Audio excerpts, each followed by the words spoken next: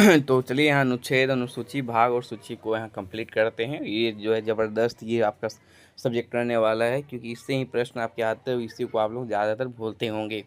तो यहीं शुरुआत करते हैं। फर्स्ट क्वेश्चन है कि भारत के संविधान के कौन से अनुच्छेद केंद्र सरकार के संसदीय स्वरूप का प्रावधान करता है? इसमें आपको ये बताना है, तो यहाँ बता दें आपको। तो ऑप्शन आप यहाँ देख सकते हैं। तो ऑप्शन हो जाएगा आपका 74। ठीक है, यहाँ 74 आपका आंसर हो जाएगा। 74 और 75 अनुच्छेद जो है राष्ट्रपति को सहायता और सलाह देने के लिए मंत्रिपरिषद, राष्ट्रपति को सहायता और सलाह देने के लिए प्रधानमंत्री की अध्यक्षता में एक मंत्रिपरिषद होगी, जो अपने कृत्यों के निर्वहन के सलाह के अनुसार कार्य करेगा। और अनुच्छेद 75 क्या बोलता है कि मंत्रियों के बारे में अन्य प्रावधान जो है, मतलब प्रधानमंत्री की नियुक्ति राष्ट्रपति के द्वारा की जाएगी। ठीक है, ये सब आपके 75 में बोलता है, और सलाह वाला 74 में हो गया। तो यही आपको यहाँ बताया जा रहा था, तो आपको ये याद करनी है। ठीक है, और आपको अब जो होंगे फ्रेशर होंगे या फिर सोच रहे होंगे कि प्रीवियस नहीं पढ़ना है, अच्छे से आर्टिकल को पढ़ना है, तो एक लूसेंट का ऑब्जेक्टिव आता है, तो उसका आप उसका बुक देख लीजिए। वो 1 से लेकर मतलब 395 में पूरा अच्छा से आर्टिकल को पढ़ाया है, मतलब उसमें ऑब्जेक्टिव ही है लेकिन अच्छा से करवाया है। ठीक है, इसमें जो है ये आपका प्रीवियस ईयर है, जैसे कि ये आपका जो है पूछा गया था, एसएससी स्टेनो में पूछा गया था। चलिए नेक्स्ट यहाँ आपको करते हैं। तो इसमें आपको याद हो जाना चाहिए 74 और 75 क्या है। 74 में आपको मंत्रियों को प्रधानमंत्री के सलाह पर मंत्रियों को सिलेक्ट करना है। 74 है। और 75 में क्या है कि प्रधानमंत्री को जो है यहाँ राष्ट्रपति सिलेक्ट करते हैं, चुनते हैं। ठीक है, नेक्स्ट यहाँ आपको यहाँ दिखाते हैं। यहाँ 49 आपका है कि भारतीय संविधान के निम्नलिखित में से किस अनुच्छेद में यह उल्लेख है कि प्रत्येक मंत्री और भारत के महान्यायवादी को संसद के किसी भी सदन में बोलने और उसकी कार्यवाहियों में भाग लेने का अधिकार होगा। तो ये महान्यायवादी की बात है, तो ये अनुच्छेद 88 में ये कहा गया है। चलो यही बात दिखाते हैं आपको इसके बारे में। 88, तो भारत के मंत्री और महान्यायवादी को संसद के किसी भी सदन में मतदान का अधिकार नहीं होगा। अनुच्छेद 86 क्या बोलता है कि राष्ट्रपति के पास सदनों को संबोधित करने और संदेश भेजने का अधिकार है। और 87 क्या बोल रहा है कि प्रत्येक आम चुनाव के बाद प्रत्येक सत्र के आरंभ में राष्ट्रपति द्वारा संसद के सदनों को दिए जाने वाले विशेष अभिभाषण से संबंधित है। 87। ठीक है, चलिए यहाँ 50 में आते हैं कि संविधान का कौन सा अनुच्छेद स्पष्ट करता है कि प्रत्येक राज्य की कार्यकारी शक्ति का प्रयोग इस प्रकार किया जाएगा कि संघ की कार्यकारी शक्ति के प्रयोग में बाधा या प्रतिकूल प्रभाव न पड़े, और संघ की कार्यकारी शक्ति किसी राज्य को वैसे निर्देश देने तक विस्तारित होगी जो भारत सरकार को उस उद्देश्य के लिए आवश्यक प्रतीत होता है। तो ये बहुत बड़ा क्वेश्चन ही बहुत बड़ा, लेकिन आंसर आपको 257 है। ठीक है, तो 257 कुछ मामलों में राज्यों पर संघ का नियंत्रण। अनुच्छेद 261 क्या बोलता है कि सार्वजनिक कार्य, अभिलेख और न्यायिक कार्यवाही। चलिए नेक्स्ट है 51 है कि भारतीय संविधान अनुच्छेद 77 किससे संबंधित है। तो 77 यहाँ बात करें भारत सरकार के कारोबार के संचालन कामकाज से संबंधित है। ठीक है, राष्ट्र उपराष्ट्रपति सब तो आपको 62 से आ जाते हैं, 77 यहाँ बोला जा रहा है। तो कामकाज के बारे में ये संबंध है। अनुच्छेद 67 उपराष्ट्रपति का कार्यकाल से यहाँ शुरू होता है। उपराष्ट्रपति 67 हो गए। और तो आपको याद करनी हो तो कमेंट कर दीजिएगा कि राष्ट्रपति का कार्यकाल आपको बता देना है किस अनुच्छेद से शुरू होता है। ठीक है, ग्राम पंचायत में आ गए हैं। ये तो बहुत और पूछता है, इसको छोड़ दीजिए। ग्राम पंचायत में 40 है। ये हो गया आपका 17 का आ जाता है अनुच्छेद। ये सब पता नहीं इतना पूछता है, वो अभी तक पूछ ही नहीं रहा है, लेकिन अब मत सोचिएगा कि पूछेगा। तो 40 आपका ग्राम पंचायत है। ठीक है, चलिए यहाँ नेक्स्ट है 53 कि भारत के संविधान का कौन सा अनुच्छेद किसी राज्य सरकार के कामकाज के संचालन में संबंधित है। तो ये कामकाज है में संचालित है 166। ठीक, तो यहाँ बात जो है कर लें अभी की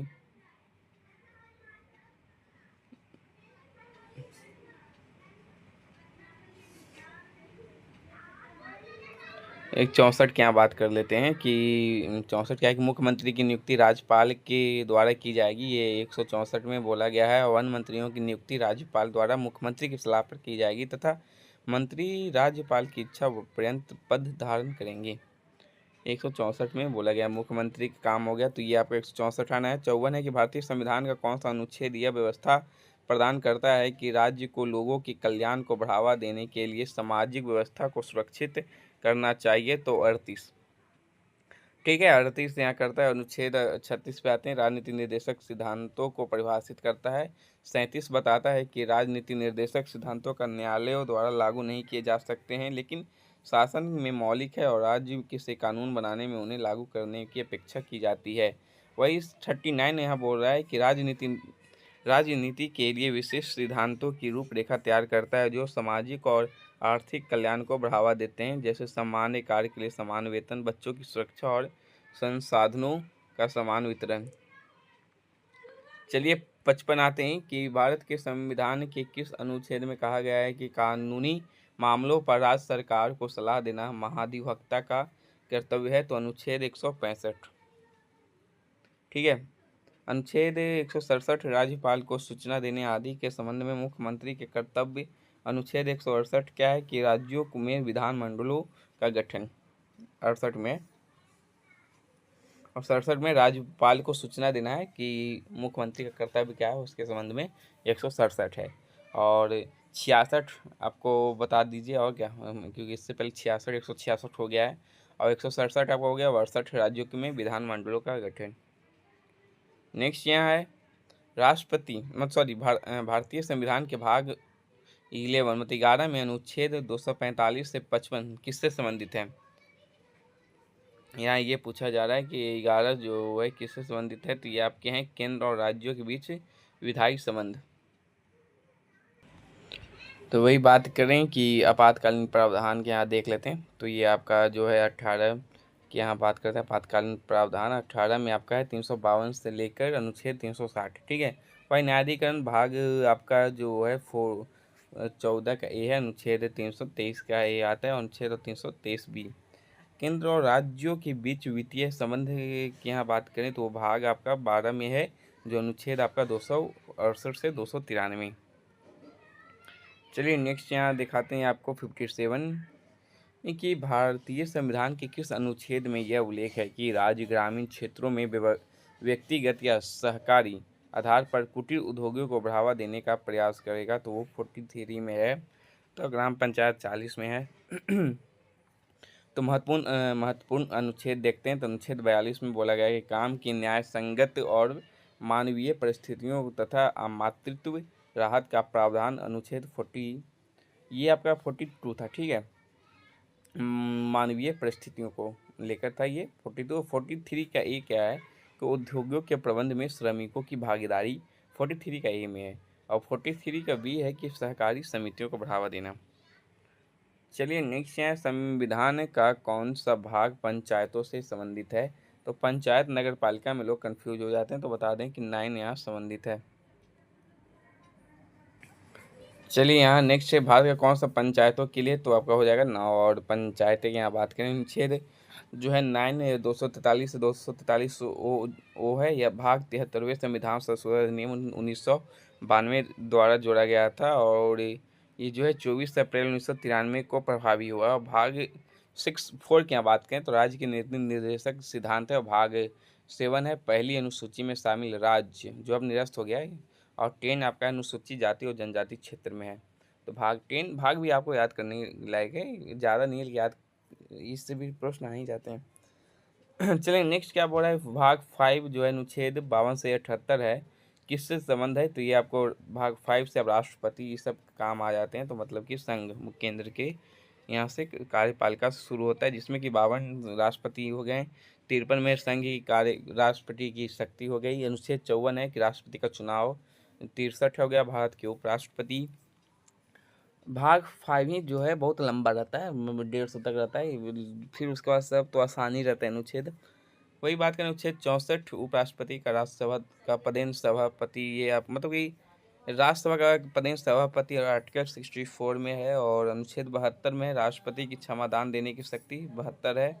वही 74 है कि मंत्रिपरिषद राष्ट्रपति की सहायता और सलाह देगी, और अनुच्छेद 76 में बोल रहा है कि भारत के लिए एक न्यायवादी होगा 76। नेक्स्ट है कि यहाँ बोला जा रहा है कि भारतीय संविधान का निम्नलिखित में से कौन सा अनुच्छेद संसद और उसकी कार्यवाहियों से संबंधित है। यहाँ ये पूछा जा रहा है, तो यह आंसर हो जाएगा आपका अनुच्छेद 79। ठीक है, 79 से 122 जो है आपका है भारत संविधान भाग 5 में ये सब आएंगे आपके। 122 तक है तो 150 तक आपका रहता है। अनुच्छेद भारत की संसद से संबंधित प्रावधानों से संबंधित है, जिसमें किसका के संगठन, संरचना, अवधि, अधिकारी, प्रक्रियाएं, विशेषाधिकार, शक्तियां, अन्य संबंधित पहलू शामिल है। 61 पे आते हैं। 61 क्या बोल रहा है कि भारतीय संविधान का कौन सा अनुच्छेद जो है पर्यावरण की रक्षा और सुधार तथा वन्य जीवों की सुरक्षा प्रदान करता है। यहाँ ये बोला जा रहा है आपको कि वन्य जीवों के लिए, वनों के लिए जो है ये आपका 48 का ये है। ठीक है, ये राजनीति निर्देशक सिद्धांत का भाग है, जिससे कि 1976 में 42वें संशोधन द्वारा शामिल किया गया था। राज्य के नीति निर्देशक सिद्धांतों भारतीय संविधान में दिशा निर्देश है, जिन्हें भारत में कल्याणकारी राज्य की स्थापना के लिए बनाया गया है। इसे आयरलैंड से लिया गया, आयरिश बोल देता है। नेक्स्ट है भारतीय संविधान के किस अनुच्छेद में किस उल्लेख किया गया है कि राज्य विशेष रूप से अपनी नीति को यह सुनिश्चित करने के लिए निर्देशित करेगा कि समुदाय के भौतिक संसाधनों का स्वामित्व और नियंत्रण इस प्रकार वितरित किया जाए कि यह सामान्य भलाई के लिए सबसे अच्छा हो। तो ये आपका हो जाएगा अनुच्छेद 39 का भी। तो यह राजनीति निर्देशक सिद्धांतों का हिस्सा है, जो नीतियों को बनाते समय राज्य के लिए मार्गदर्शक सिद्धांतों की रूपरेखा तैयार करता है। और 39 का ये सुनिश्चित करता है कि नागरिकों को आजीविका के पर्याप्त साधनों पर समान अधिकार मिले। और 39 का सी धन और उत्पादन के साधनों के संकेंद्रण को रोकता है। और 39 का डी हो जाएगा कि पुरुषों और महिलाओं के लिए समान कार्य के लिए समान वेतन होना चाहिए। चलिए नेक्स्ट क्या बात करते हैं, निम्नलिखित में से भारतीय संविधान का कौन सा अनुच्छेद और भाग राज्य विधानमंडल से संबंधित है। ये आपको यहाँ बताया जा रहा है। तो राज्य आपका भाग 6 में आ जाएगा, ये आपको जाना है, क्योंकि भाग 5 केंद्र था। तो भाग 6 और भाग 6 आपका कहाँ से आ जाएगा, तो 168 से आ जाएगा, मतलब 168 से 212 तक आपका है भाग 6 है। चलिए नेक्स्ट है भारतीय संविधान के अनुच्छेद 214 से 231 तक भारत का उच्च न्यायालयों का संगठन है। ठीक है, उच्च न्यायालय जब आ जाए तो 214 से 231 है। शक्तियों का कार्यों का शामिल किया गया है। भाग 9 में अनुच्छेद 243 से 243 ओ को पंचायतों से संबंधित है। अब 5 में आपका 79 से 122 जो है संसद पर संबंधित है। चलिए तो यही 64 है आपका कि भारतीय संविधान के किस अनुच्छेद में अनुसूचित जातियों, जनजातियों और अन्य कमजोर वर्गों के शैक्षिक आर्थिक हितों को बढ़ावा देने के बारे में उल्लेख मिलता है। तो यहाँ आपका हो जाएगा आर्टिकल 46 आंसर हो जाएगा, लेकिन देखते हैं एंड ऑप्शन में क्या क्या दिया हुआ है। ठीक है, तो यहाँ 46 दिया हुआ है, तो 46 हो जाएगा। 45 अनुच्छेद 45 क्या बताता है कि 45 है कि राज्य को 6 वर्ष से कम आयु के बच्चों के लिए बचपन की देखभाल करना, शिक्षा देना, ये सब है 45 में है। 48 है कि भारत में कृषि और पशुपालन आयोजन के लिए मार्गदर्शक सिद्धांत प्रदान करना, कृषि के क्षेत्र में थोड़ा 48 है। 47 है कि अपने नागरिकों के जीवन स्तर और पोषण में सुधार लाने का है। ठीक है, वही 65 आते हैं कि संविधान के किस अनुच्छेद में यह उल्लेख किया गया है कि संसद में राष्ट्रपति और 2 सदन होते हैं, जिन्हें काउंसिल ऑफ स्टेट राज्यसभा और हाउस ऑफ पीपल्स लोकसभा के रूप में भी जाना जाता है। तो ये 79 अनुच्छेद में है, लोकसभा और राज्यसभा को जो है जाना जाता है। तो चलिए 79 तो जान गए, तो अब 80 81 सब जान लेते हैं। तो 80 में है राज्यसभा की संरचना, 81 में है लोकसभा की संरचना, और 82 में प्रत्येक जनगणना के बाद पुनः समायोजन। वही आर्टिकल 70 आपको बताता है आकस्मिकताओं में राष्ट्रपति की कार्य, और आर्टिकल 73 है कि संघ की कार्यकारी शक्ति का विस्तार। नेक्स्ट यहाँ बात करते हैं कि ऐसी स्थिति में जहाँ ए मतलब महिला और बी पुरुष एक ही कार्यालय में समान पद पर समान प्रकृति का कार्य कर रहे हो और असमान भुगतान प्राप्त कर रहे हो, ठीक है, मतलब समान सब काम हो रहा है लेकिन पैसा थोड़ा असमान मिल रहा हो, लड़की को थोड़ा कम मिलता है और लड़कों को ज़्यादा, तो ये किस आर्टिकल में ये जो है कहा गया है कि बराबर होना चाहिए, यहाँ प्राप्त करने के लिए ये बात की गई है। तो आर्टिकल 39 का डी में है, ये दिया गया है कि संविधान राज्य के नीति निर्देशक सिद्धांत के रूप में पुरुषों और महिलाओं को दोनों को समान कार्य के लिए समान वेतन की घोषणा की गई है, ठीक है। 21 में कहा गया है कि जीवन और व्यक्तिगत स्वतंत्रता की सुरक्षा के मौलिक अधिकार की गारंटी देता है। और 18 उपाधियों का अंत है आपका। उपाधियों का अंत का मतलब आप समझ गए होंगे कि लोग यहाँ जो है लिख देते हैं जो भी उपाधि उनको मिलता है कि मैं भारत से सम्मानित सचिन तेंदुलकर, मैं IAS, सब जो है ना उपाधि जो मिली वो आपको लिखने का अधिकार नहीं है, आप वो लिख कर नहीं चल सकते, बोल नहीं सकते। संविधान के कौन सा अनुच्छेद नागरिकता से संबंध रखता है, तो 5 से 11 आपका नागरिकता से हो जाएगा और 1 से 4 आपका भाग 1 हो जाएगा, ठीक है। तो चलिए नागरिकता के बारे में देख लेते हैं 5 से 11। तो एक्सप्लेन करने में यही है कि आपको आर्टिकल भी अच्छी तरह से याद हो जाएगा। 1 से लेकर आप टोटल 22 भाग हैं और 22 भाग को मिला कर 395, और ऐसे तो 448 आर्टिकल होते हैं, ठीक है। तो ऐसे 395 कक्षा मिलाकर 448 आर्टिकल होते हैं, तो ये भी आप याद कर सकते हैं, ठीक है। तो भाग 1 से लेके 4 तक आपका हो चुका है। अब भाग 2 में आ गए, फिर एक्सप्लेन जानते हैं 5 से 11 में कौन कौन है। तो अनुच्छेद 5 बोलता है कि संविधान, भारतीय संविधान नागरिकता से संबंधित है, ठीक है। अनुच्छेद 5 है। 6 में बोल रहा है कि पाकिस्तान से जो भारत में प्रवेश किए करने वाले कुछ व्यक्तियों की नागरिकता का अधिकार है। लेकिन 7 में क्या बोल रहा है कि पाकिस्तान में कुछ प्रवासियों के नागरिकता का अधिकार है, मतलब भारत से पाकिस्तान में जो जाएंगे। अब पाकिस्तान से भारत में जो आएंगे वो है 6, और 7 आपका पाकिस्तान में जाने वाले को है। अब है कि 8 बोल रहा है कि भारत के बाहर रहने वाले, आप किसी भी देश में अभी भी कोई व्यक्ति रह रहा है, भारतीय मूल के कोई व्यक्ति हो, नागरिकता का अधिकार है, ये आपका 8 में है। इन्हें कि पाकिस्तान ही नहीं, कहीं भी आप रहें, चीन, नेपाल, तो आपको ये बताया जा रहा है। 9 क्या बताता है कि स्वेच्छा से किसी भी विदेश राज्य में नागरिकता प्राप्त करने वाले व्यक्ति को नागरिक नहीं होना, मतलब आप वहाँ का नागरिक बन जाते हो, अमेरिका में रहते हो, अमेरिका का, तो फिर भारत का आप नहीं बनोगे। 10 में क्या बोल रहा है कि 10 में आपका जो 10 आपका ये है कि नागरिकता अधिकारों की निरंतरता है, ठीक है। तो चलिए नेक्स्ट पे अब यहाँ चलते हैं।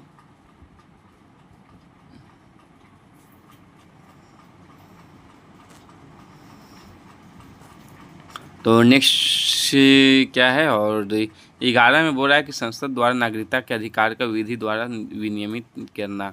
68 यहाँ बातें हैं कि भारतीय संविधान के किस अनुच्छेद की विवेकाधीन शक्ति के तहत भारत के सर्वोच्च न्यायालय के यौन कार्य को पेशे के रूप में मान्यता है, मतलब ये उच्च न्यायालय की बात की गई है, तो उच्च न्यायालय के यौन कार्य को पेशे के रूप में मान्यता मिली है, तो वो आर्टिकल 142 है, ठीक है। तो 142 है, तो 40 से 41 भी जान लेते हैं, जो ऑप्शन में दिया हुआ है उसके बारे में जानकारी ले लेते हैं, क्योंकि जानकारी लेना भी ज़रूरी है। तो क्या है देखते हैं। तो 40 क्या बोल रहा है कि सर्वोच्च न्यायालय की आनुषांगिक शक्तियाँ, मतलब सर्वोच्च न्यायालय की शक्तियाँ हो गया 140। 41 हो गया कि सर्वोच्च न्यायालय द्वारा घोषित विधि का सभी न्यायालयों पर बाध्यकारी होना। 43 क्या बोल रहा है 143 की सर्वोच्च न्यायालय से परामर्श करने की राष्ट्रपति की शक्ति है, और सर्वोच्च न्यायालय से परामर्श करने की शक्ति जो है राष्ट्रपति की शक्ति, परामर्श कर सकता है वो। आर्टिकल 144 है सिविल और न्यायिक प्राधिकारियों द्वारा सर्वोच्च न्यायालय की सहायता, ठीक है। चलिए 69 है कि भारतीय संविधान का निम्नलिखित में से कौन सा अनुच्छेद राष्ट्रपति और राज्यपालों और राज्य प्रमुखों को सुरक्षा प्रदान करता है, तो 361 प्रदान करता है। 370 को अब तो हटा दिया जाए, अब ये रहा ही नहीं, ऑप्शन ही बेकार है। तो अनुच्छेद 361 है, और आर्टिकल बात करते हैं अब 352 को युद्ध, बाहरी आक्रमण या आंतरिक अशांति के कारण आपातकाल की घोषणा से संबंधित जो है वो आपका 352 में रखा गया है, ठीक है। और 356 क्या है कि किसी भी राज्य में राष्ट्रपति शासन से संबंधित जहां संवैधानिक तंत्र की विफलता के कारण राष्ट्रपति राज्य का शासन करने का अधीन कर लेता है, वो आपका है। 370 जम्मू कश्मीर था, जो 19 में निरस्त कर दिया गया है, तो इस पर बात करने की ज़रूरत ही नहीं है। चलिए नेक्स्ट है कि कौन सा अनुच्छेद यह प्रावधान करता है कि सभी अल्पसंख्यकों को अपनी पसंद के शैक्षणिक संस्थान स्थापित करने का जो है अधिकार है, कि वो अपना शिक्षा का अधिकार सबको है, कि ये आपको मौलिक अधिकार में आपका मिलता है। ठीक है, मौलिक अधिकार आपका जो है 11 से लेकर आपका रहेगा। तो ये आपको पूछ रहा है कि मौलिक अधिकार के बारे में कि किस आर्टिकल में है कि सबको अपना अधिकार है अल्पसंख्यक की दृष्टि को भी शिक्षा शैक्षणिक स्थान खोलने के लिए, तो 30 में बोला गया है। तो चलिए 26 इस सब के बारे में जान लेते हैं कि 26 है कि यह धार्मिक कार्यों के प्रबंधन की स्वतंत्रता देता है। 24 है कि यह 14 वर्ष से कम आयु के बच्चों को किसी भी कारखाने में काम नहीं करने का प्रतिबंध लगाता है।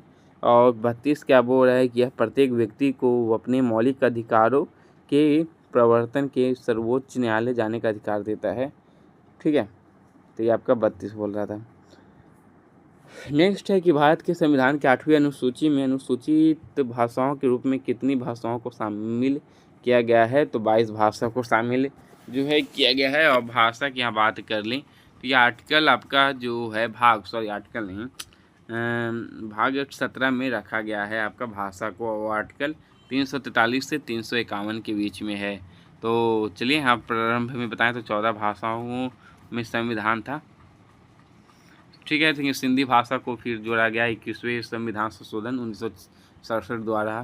फिर कोंकणी, मणिपुरी, नेपाली को भी जोड़ा गया 1992 में 71वें संशोधन द्वारा जोड़ा गया। फिर इसके बाद 2003 में 92वें संशोधन द्वारा बोडो, डोगरी, मैथिली और संथाली इसको शामिल किया गया है। ठीक है, तो सब मिला के आपका 22 जो है हो गया है। तो यहाँ अनुसूची, संविधान ये सब आपको बता देते हैं। तो आपको इसमें जानकारी आपको होना चाहिए कि यदि अनुसूची एक दे रहा है आपका, ठीक है, तो अनुसूची ज़्यादा नहीं होते, अनुसूची 12 होते हैं। ठीक है, और उसमें पूछ लेगा कि फर्स्ट अनुसूची में क्या है, सेकंड में क्या है, थर्ड में क्या है। 12 में जैसे कि आपका नगर पालिका हो जाएगा, 11 में आपका पंचायत हो जाएगा, 10 अनुसूची में आपका दल बदल हो जाता है, 9 में विनियम अधिनियम हो जाता है, 8 में आपका, यदि आप याद करना चाहें तो सुन लें, और क्या हम लिख तो नहीं पाएंगे, तो 1 से शुरू कर देते हैं आपको। ठीक है,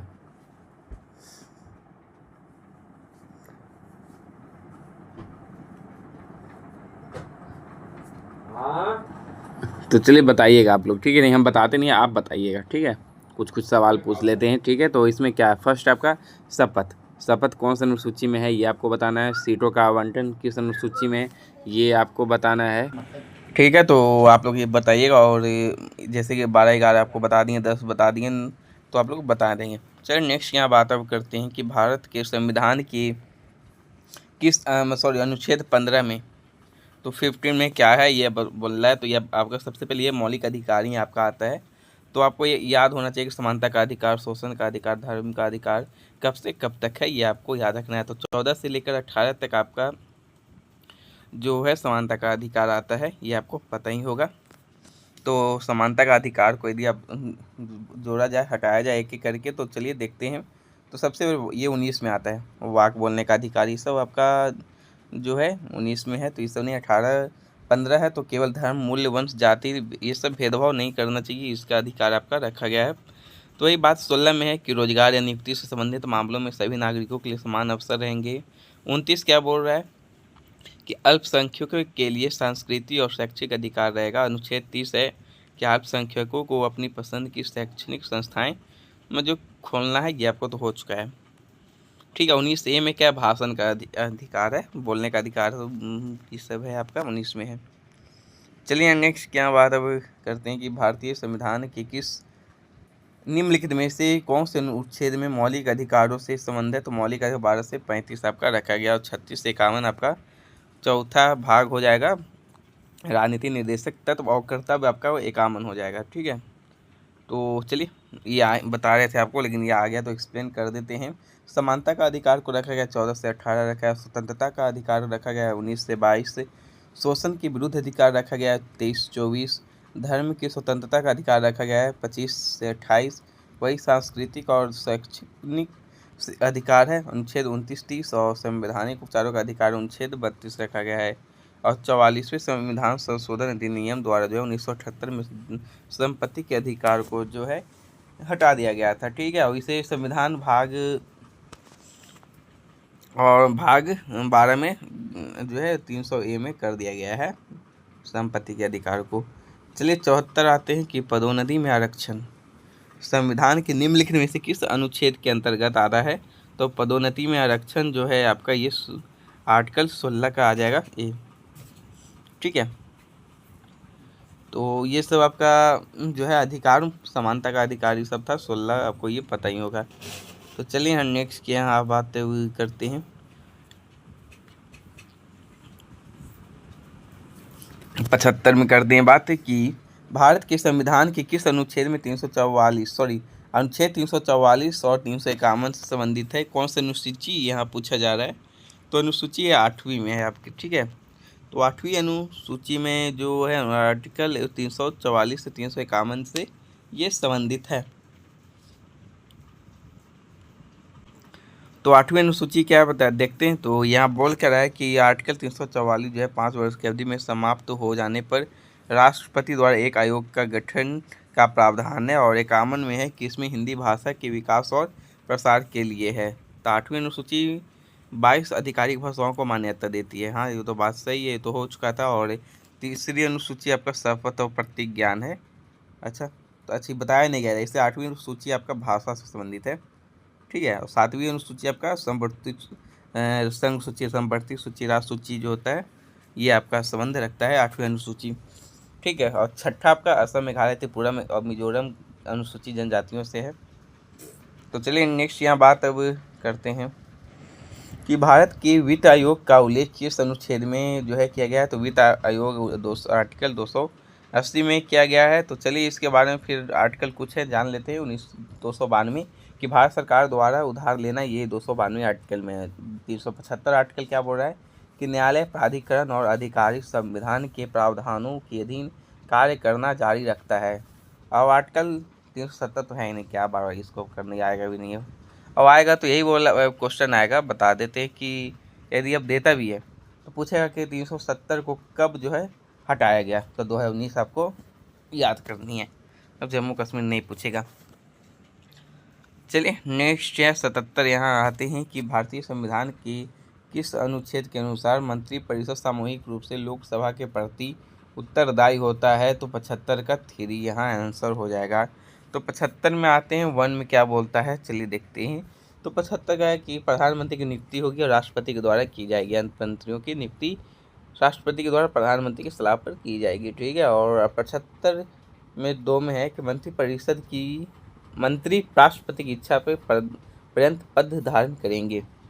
चलिए आर्टिकल नहीं क्वेश्चन 78 है कि भारत सरकार द्वारा जैव विविधता अधिनियम 2002 पारित किया गया था। तो यह भारत के संविधान में राज्यों के नीति निर्देशक सिद्धांतों के किस अनुच्छेद के आदर्श के अनुरूप है।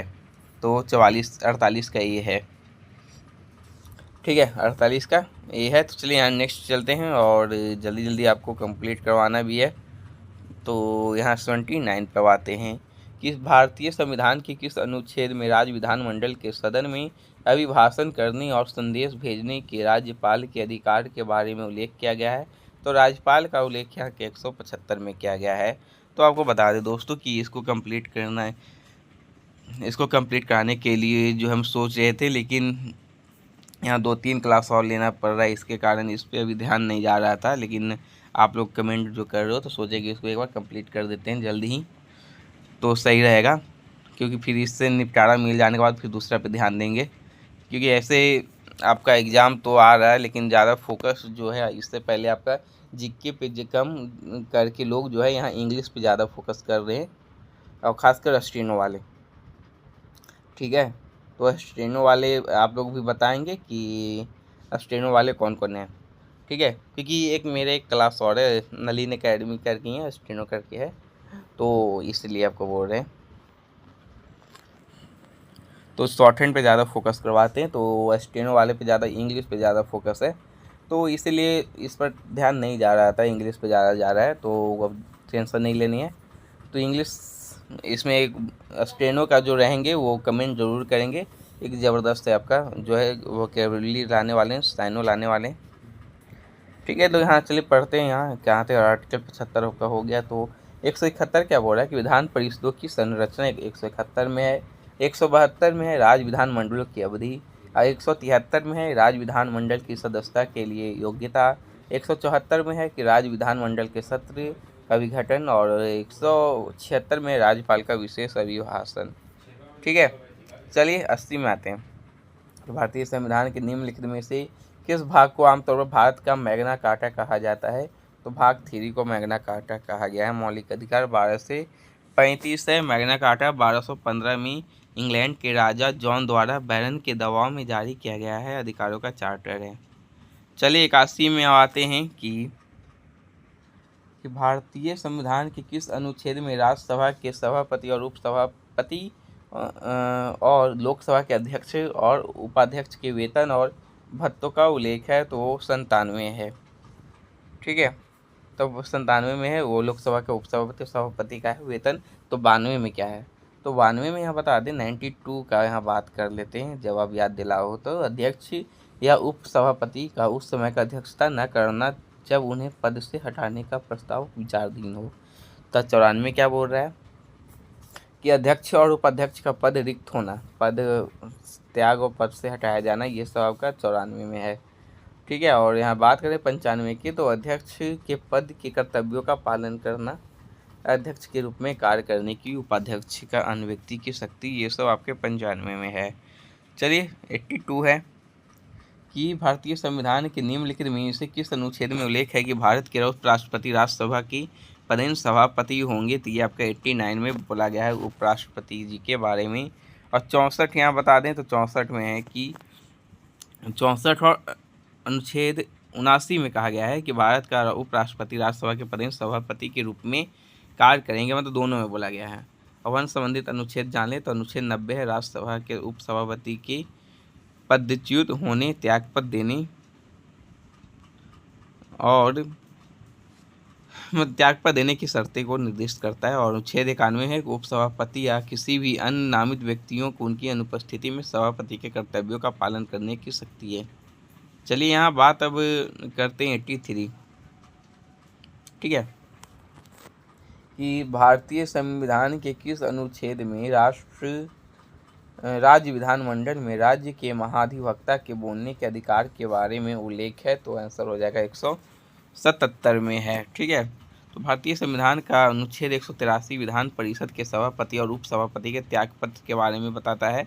वही 181 में आते हैं तो विधान परिषद आपको पता ही होगा कि राज्य में होता है, ये कोई केंद्र की बात नहीं की गई है।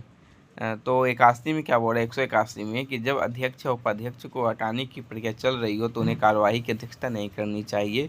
ये विधान परिषद की बात की गई है।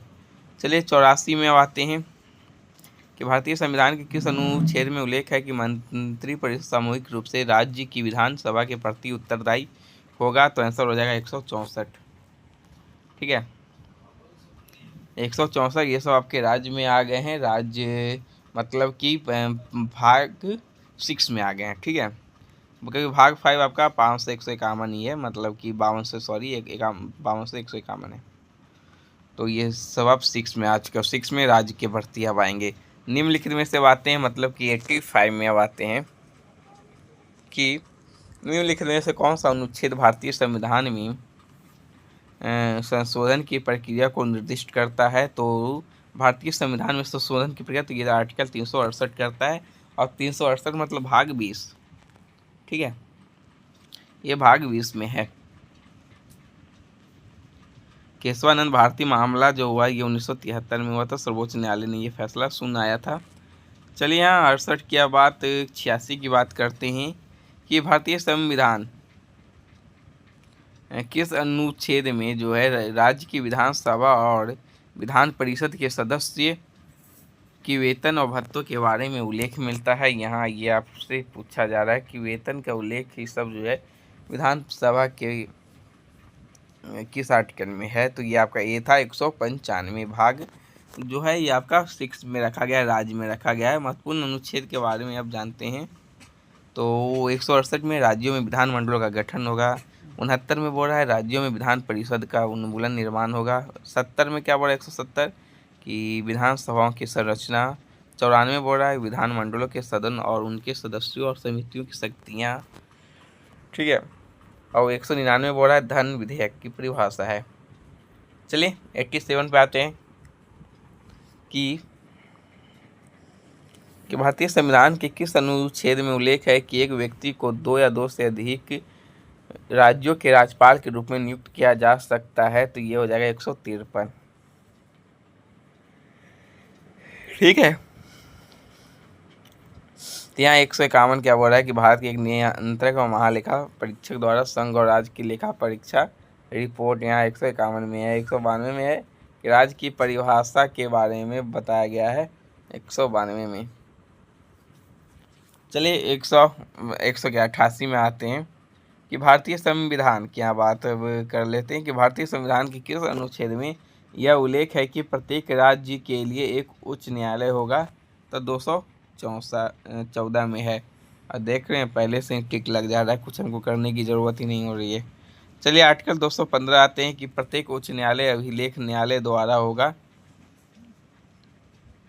और इसके पास ऐसे न्यायालय की सभी शक्तियाँ होगी। यहाँ बोल रहा है कि जिसमें स्वयं की अवमानना के लिए दंड देने की शक्ति भी शामिल है। और 217 क्या है कि उच्च न्यायालय के न्यायाधीश की नियुक्ति है। ठीक है, और शर्तें हैं। और 245 क्या है कि भारत संसद जो है भारत के संपूर्ण क्षेत्र या उसके किसी विभाग के लिए कानून बना सकती है।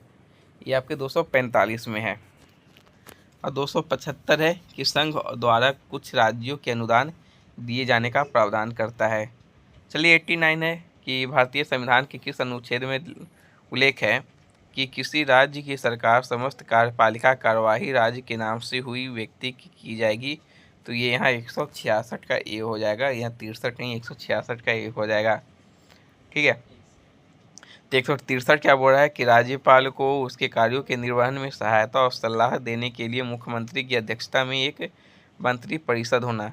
और आर्टिकल 164 में बोल रहा है कि मुख्यमंत्री की नियुक्ति राज्यपाल द्वारा की जाएगी और अन्य मंत्रियों की नियुक्ति राज्यपाल द्वारा। ये आपका 164 में है। अब 65 में है कि प्रत्येक राज्य का राज्यपाल किसी ऐसे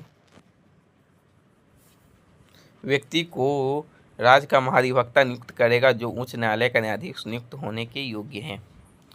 ठीक है, चलिए 90 में आते हैं कि भारतीय संविधान के किस अनुच्छेद में राज्य विधानमंडल की सदस्यता के लिए योग्यता का उल्लेख है? तो 173। चलिए यहाँ नेक्स्ट क्या बात करते हैं। तो यहाँ क्या बोल रहा है थोड़ा पढ़ लेते हैं। विधानसभा में सीट के लिए व्यक्ति की आयु कम से कम 25 वर्ष होनी चाहिए और विधान परिषद में सीट के लिए कम से कम 30 वर्ष होनी चाहिए। और अन्य महत्वपूर्ण अनुच्छेद 171 है कि किसी राज्य की विधान परिषद में सदस्यों की कुल संख्या उस राज्य के विधानसभा में सदस्यों की कुल संख्या की 1/3 से अधिक नहीं होगी। वही 179 बोल रहा है कि अध्यक्ष और उपाध्यक्ष के पदों को रिक्त होना, त्यागपत्र देना, हटाया जाना, यह सब 179 में है। अब आर्टिकल 180 क्या बोल रहा है कि अध्यक्ष के कर्तव्यों का पालन करने की उपाध्यक्ष की शक्ति। आपका ये 180 बोल रहा था। चलिए 91 पे आते हैं कि भारतीय संविधान का कौन सा अनुच्छेद यह प्रावधान करता है कि राज्य के राज्यपाल को किसी विधेयक को राष्ट्रपति के विचारार्थ आरक्षित करने का अधिकार है? तो 200 में है। ठीक है, 200 में आपका है ये है। तो राज्यपाल विधेयक के सदन या सदनों द्वारा पुनर्विचार के अनुरोध के साथ वापस भी कर सकता है, यही है आपका। तो चलिए आगे देखते हैं। 92 में आते हैं कि भारतीय संविधान का कौन सा अनुच्छेद भारत सरकार के वार्षिक वित्तीय विवरण से संबंधित है? तो 112 आपका है। ठीक है, राष्ट्रपति प्रत्येक वित्तीय वर्ष के संबंध में संसद के दोनों सदनों के समक्ष भारत सरकार की उस वर्ष के लिए प्राकृत प्राप्तियों का व्यय का विवरण रखवाएगा, जिसे इस भाग में वार्षिक वित्तीय विवरण कहा जाता है। ठीक है, और ये आर्टिकल 110 में धन विधेयक की परिभाषा है, 116 में लेखा अनुदान की, और यहाँ 120 में जो है संसद में प्रयोग की जाने वाली भाषा है। ठीक है, चलिए नेक्स्ट यहाँ बात करते हैं 93 की। यहाँ बात करते हैं। चलिए यहाँ 93 है कि भारतीय संविधान का जो है किस अनुच्छेद में लोकसभा के सदस्य होने के लिए योग्यता है? तो ये आपका 84 में है। ठीक है, 84 आर्टिकल 84 में लोकसभा के सदस्य होने की योग्यता को निर्धारित किया गया है। और वही बात करते हैं योग्यता के लिए भी जान लेते हैं, तो जानिए और क्या। लोकसभा के सदस्य बनने की योग्यताओं को निर्धारित करता है और एक व्यक्ति को भारतीय नागरिक होना चाहिए, चुनाव आयोग द्वारा नियुक्त अधिकृत व्यक्ति के सामने शपथ या प्रतिज्ञान लेना चाहिए, कम से कम 25 वर्ष का होना चाहिए। ठीक है, आर्टिकल 74 में क्या बोल रहा है कि मंत्री परिषद राष्ट्रपति की सहायता से और सलाह से देगी। ठीक है। आर्टिकल 64 है कि उपराष्ट्रपति राज्यसभा का प्रदेश अध्यक्ष होगा, 64 में है। आर्टिकल 76 है कि यह भारत के महान्यायवादी को रखा गया है आर्टिकल 76 में, ठीक है, नियुक्ति को। 94 आते हैं कि भारतीय संविधान के निम्नलिखित में से कौन से अनुच्छेद भारत के नियंत्रक और महालेखा परीक्षक से संबंधित है, तो ये आपके हो जाएंगे 148 151 आपके हैं CAG। तो 148 क्या है कि भारत के एक नियंत्रक महालेखा परीक्षक कार्य की स्थापना करेगा, ये है। वो 179 है नियंत्रक महालेखा परीक्षक की कर्तव्य शक्तियाँ। वही 150 है कि संघ और राज्यों के लेखाओं का प्रारूप। तो 191 नियंत्रक और महालेखा परीक्षक द्वारा भारत के राष्ट्रपति को लेखा परीक्षक रिपोर्ट प्रस्तुत करने का आदेश। चलिए 95 क्या है कि भारतीय संविधान का कौन सा अनुच्छेद यह स्पष्ट करता है कि राज्य के नीति निर्देशक तत्व देश के शासन के मूलभूत और विधि बनाने में इन तत्वों को लागू करना राज्य के कर्तव्य होगा, तो इस 37 में है, ठीक है। और 38 में क्या था ये आप कमेंट करेंगे। राजनीतिक निर्देशक तत्व कहाँ से लिया गया है ये भी आप कमेंट करेंगे। निम्नलिखित में से कौन सा समवर्ती सूची के अंतर्गत नहीं आता है, तो आपका जो है समवर्ती सूची एक होता है राज्य सूची और संघ सूची, ठीक है। तो तीनों जो है ये 7वीं अनुसूची में से लिया गया है। तो 7वीं अनुसूची में आपके ये तीनों आते हैं। तो पूछा है कौन समवर्ती सूची में नहीं आता, मतलब कि दोनों, जो राज्य और संघ दोनों में हो, तो ये कौन नहीं आता है। तो वन्य जीव आपका आएगा ही, चिकित्सक समवर्ती में आएगा, जनसंख्या तो कृत्रिम अधिवास नहीं आएगा, ठीक है। तो अब जो है बात करें समवर्ती सूची में 52 विषय रखे गए हैं, मूल रूप से 47 शामिल है। समवर्ती सूची के कुछ विषय हैं, ये सब देखना बेकार है, लेकिन दिया हुआ है तो देखते हैं क्या है। ऐसे कोई बेकार, चलिए आगे बढ़ते हैं। बेकार तो नहीं है, लेकिन जो तैयारी कर रहे हैं उनको याद होगा ही। ये अरुणाचल प्रदेश के संबंध में कानून एवं व्यवस्था के संबंध में और उसके संबंध में अपने कार्यों के निर्वहन में भारतीय संविधान के किस आर्टिकल के राज्यपाल की विशेष जिम्मेदारी है, तो राज्यपाल की विशेष जिम्मेदारी हो जाएगी 371 की एज, ठीक है। चलिए 98 आते हैं। 98 यहाँ क्या बोल रहा है कि भारतीय संविधान की किस अनुसूची में तहत सर्वोच्च न्यायालय के न्यायाधीश को शपथ प्रतिज्ञान के रूप में उल्लेख मिलता है। और सर्वोच्च न्यायालय के न्यायाधीश की शपथ की बात करें तो ये शपथ आपके अनुसूची है तो तीसरी में हो जाएगा। कोई भी शपथ हो तो तीसरी में हो जाएगा, ठीक है। यहाँ दिया हुआ है राष्ट्रपति, उपराष्ट्रपति, राज्य मंत्री, संसद, राज्य विधान, ये सब आपके हो जाएंगे। प्रथम अनुसूची है राज्यों और केंद्र शासित प्रदेशों के नाम। दूसरी अनुसूची में है वेतन भत्ते के बारे में बताया गया है। नेक्स्ट है 99 कि भारतीय संविधान के किस अनुच्छेद में उल्लेख है कि अपने कर्तव्यों के पालन में भारत की महान्यायवादी को भारत की राज्य क्षेत्र में सभी न्यायालयों में सुनवाई का अधिकार है, तो ये आपका 76 का 3 में है, ठीक है। तो भारत के महान्यायवादी के लिए संबंधित है आर्टिकल 76। तो 76 एक क्या बोल रहा है, राष्ट्रपति द्वारा महान्यायवादी की नियुक्ति की जाएगी, ये 76 का एक है। अनुच्छेद 76(2) में है कि महान्यायवादी का कर्तव्य होगा कि वह भारत सरकार को वैसे कानूनी मामलों पर सलाह दे और कानूनी प्रकृति को ऐसे अपने कर्तव्य का पालन करें। चलिए 100 में आते हैं कि निम्नलिखित में से विषय वस्तुओं को उनके संबंधी अनुच्छेदों के साथ सुमेलित कीजिए। अच्छा चलिए सुमेलित करते हैं। तो कौन से आर्टिकल में कौन लिया गया है यहाँ ये बोला जा रहा है, तो चलिए यहाँ देखते हैं। हाँ, दूसरा का BCA है, तो यही बात ये हो जाएगा आपका, ठीक है। तो चलिए 100 हो गया है, बाद में फिर करते हैं। तो आज के लिए इतना ही रखते हैं।